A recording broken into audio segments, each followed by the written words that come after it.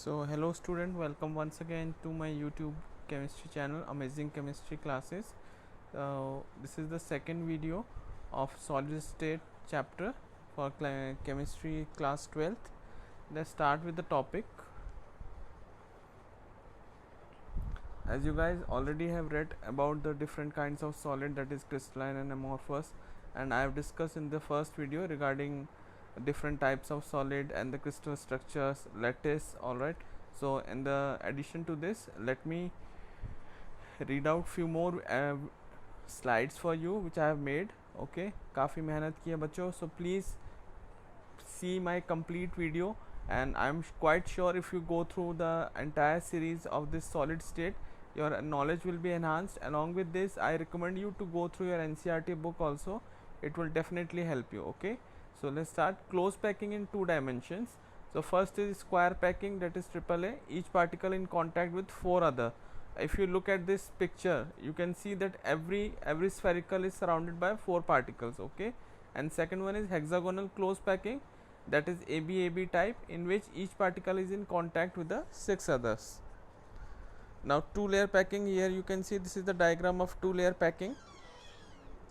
Next one, this is the three layer packing. Here you guys can see it's ABA and ABC. So AB is hexagonal close packing, that is SCP, and ABC is cubic close packing, that is CCP. Next one, here we can discuss about about the close packing of first and second layers. So hexagonal closest, that is 74%, and cubic closest packing, that is also 74%. All right, so expanded side view, you guys can see that this diagram will show you about the hexagonal close packing. Again the same, from this video you guys can understand better about the hexagonal close packing and cubic close packing. Now about the packing efficiency, the formula would be packing efficiency is equal to volume of sphere upon total volume of cube into 100. The relationship between the atomic radius and the edge length in three different unit cells, that is SCC, BCC and FCC. So the formula would be B square is equal to A square plus A square, and C square is equal to A square plus B square. So that is equal to 3A square. So C would be under root of 3A, that is equal to 4R. Similarly for FCC, A is equal to under root of 8R. Now the packing efficiency of primitive cubic crystals, so that would be equal to volume of sphere upon total volume of a cube into 100. The formula would be N into 4/3 pi R cube into 100. So that ends up into 52.4%. So the packing efficiency of a body centered cubic crystal, here we can calculate, the formula will remain same, volume of sphere upon total volume of cube into 100. So it would be around 68%. Now packing efficiency of BCC, SCP and CCP, so here the same formula, volume of sphere upon total volume of cube into 100. So it would be equal to 74%. Next one is non-closed packed structures. So here I have discussed about the body centered cubic and the primitive cubic. So they are around 68% of the space is occupied in case of BCC, and the coordination number is 8. However, if we discuss about the primitive cubic, that is P, so 52% of the space is occupied and the coordination number would be 6. So next we discuss about the face centered cubic crystal structure. Here the 68% of the space is occupied. So the hexagonal close packing and the cubic close packing also occupy the same space. Now if we discuss about the holes in tetrahedral and octahedral, the radius, that is R, is equal to 0.225, and for octahedral it is around 0.414. Discussing about the type of holes in the close packing, that is in the tetrahedral holes and the octahedral holes.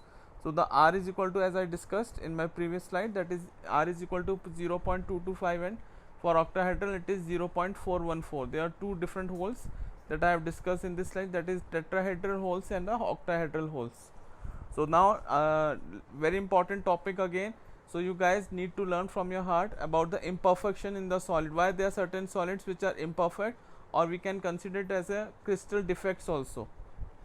So there are two type of defects that we are going to study. First is point defect and the second one is line defect.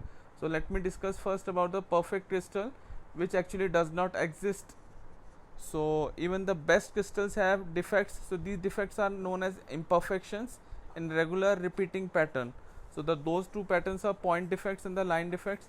First we discuss about the point defect, that is the vacancies in the crystal lattice. It is given in a perfect crystal. Example of copper and atom can be placed on the outside of the cell to produce a vacancy. So here you can see a pictorial representation that the space is bi-rectangular and three lines. So types of defects, there are three types of defect, that is stoichiometry defects, non-stoichiometry defects and the impurity defects. So stoichiometry is not disturbed and stoichiometry is disturbed. Alright.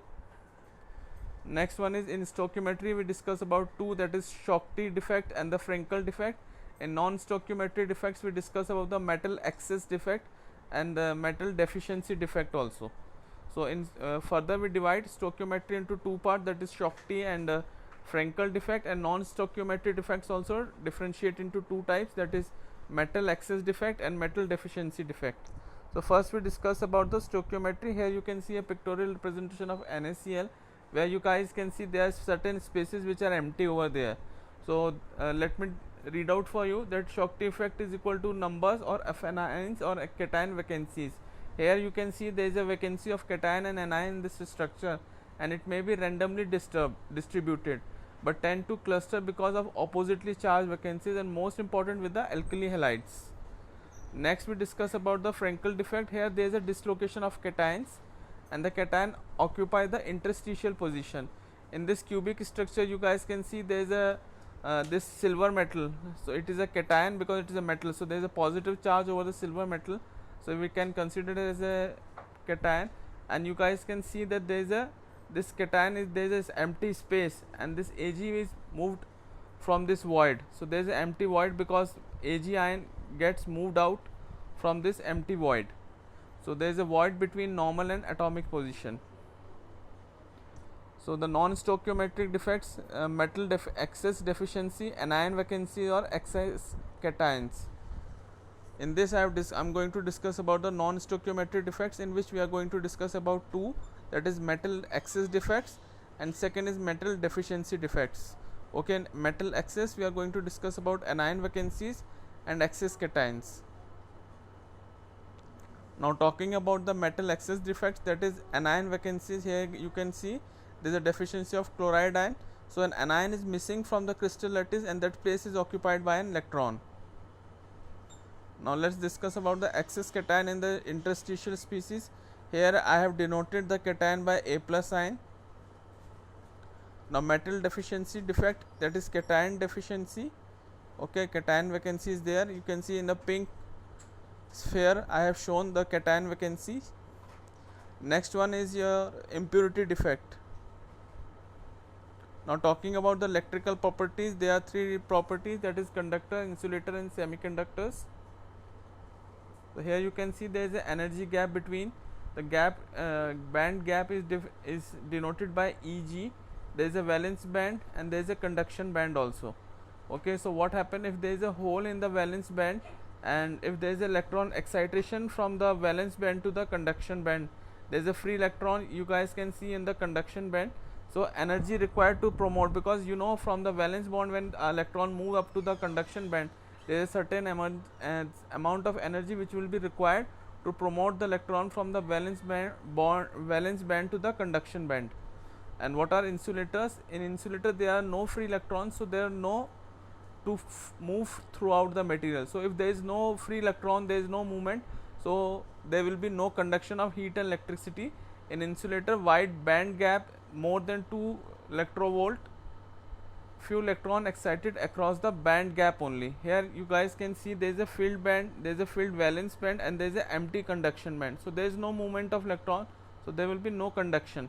So interatomic bonding is ionic or strongly covalent. The valence electron are tightly bonded, highly localized and not free to scatter throughout the crystal. The band gap is large, the valence band is full and the conduction band is empty.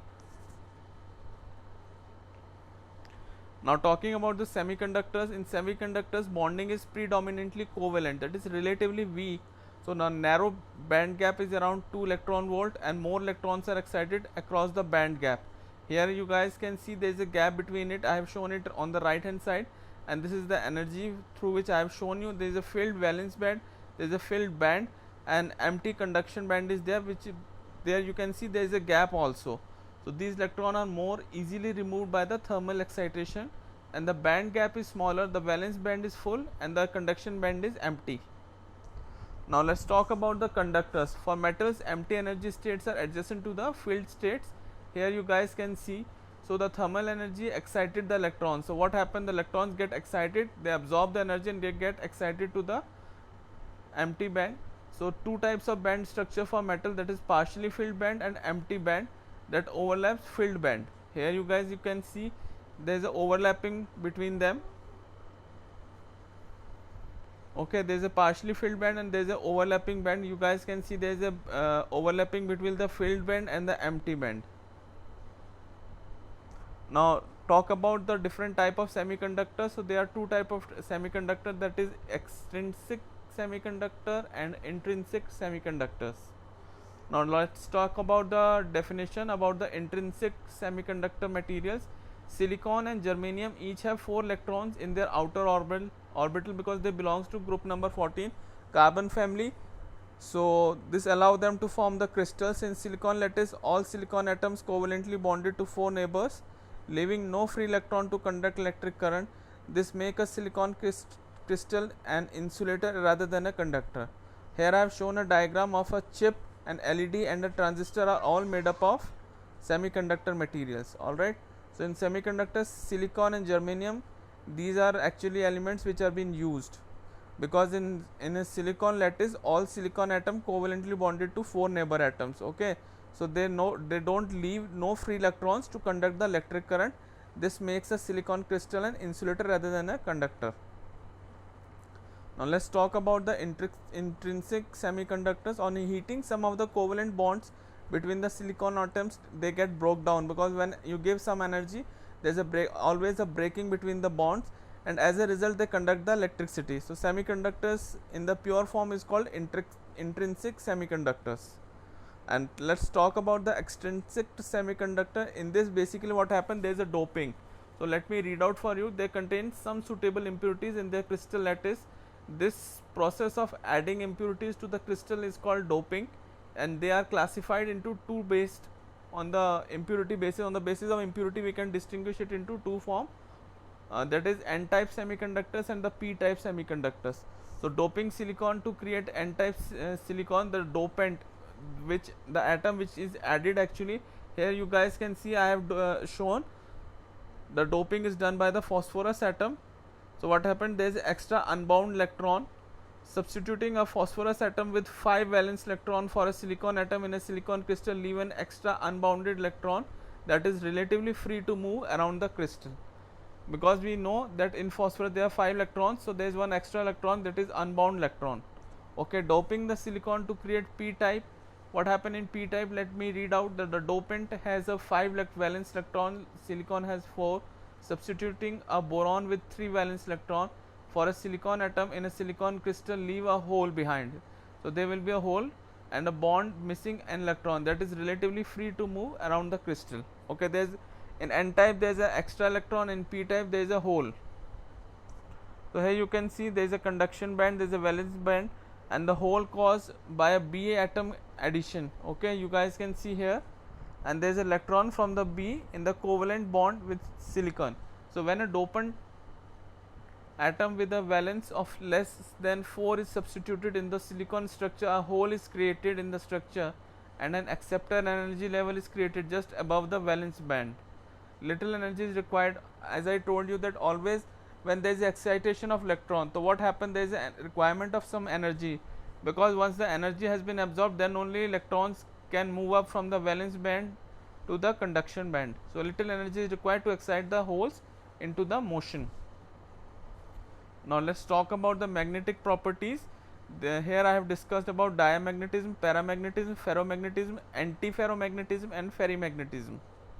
First one is diamagnetism.